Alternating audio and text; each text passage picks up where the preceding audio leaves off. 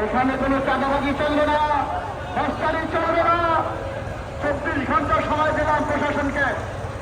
এই যে 90 চাঁদাবাজ যারা আমার আলেমের উপরে চোখের উপরে হস্তক্ষেপ করেছে, দ্রুত গ্রেপ্তার করে, নাইলে জুলাইনে কিন্তু মহাসমাবেশে ডাকতে হবে।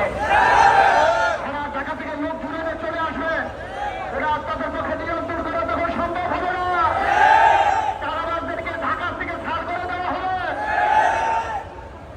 সম্মানিত উপস্থিতি, ইসলাম জিন্দা হতে হয় হায়দার বাবাকে বাদ। আমি মনে করি এই মুফতি আমির হামজা বেতাগীর রক্ত ঝরার কারণে এলাকাকে একটা শান্তির বাতাস হয়ে যাবে। এবং আমরা যাদেরকে এদের সুচার্যর কোথায় তাও আমরা বের করেছি, আমরা প্রশাসনকে দিয়েছি।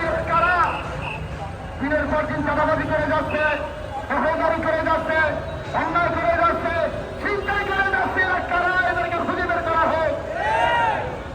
সাংবাদিক বন্ধুগণ, আপনাদেরকে আহ্বান জানাই, প্রশাসনের লোক, ডিজিএফআই, এনএসআই, এসবি এবং ডিবির যে সমস্ত লোকেরা আছেন, সবাইকে আমরা আশ্বস্ত করি আপনারা যদি আমাদের সাথে থাকেন, যদি আপনারা আমাদেরকে সহযোগিতা করেন, ইসলামী আন্দোলন, যুব আন্দোলন, ওলামা শাখার পরিষদের নেতারা এখানে আছি, আমরা আপনাদেরকে আশ্বস্ত করি এই দেশটাকে সোনার দেশে রূপান্তর করতে চাই।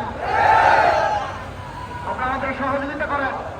আর রাজনৈতিক দল যারা আছেন, চাঁদাবাজদেরকে লালন পালন করেন, তাদেরকেও বলি এই দায়িত্বটা আপনাদেরকে নিতে হবে।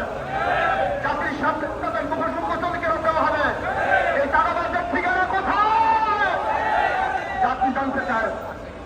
এখন অনেক সময় হয়েছে, আমরা সকলকে আন্তরিক অভিনন্দন জানাই যারা এখানে সাংবাদিক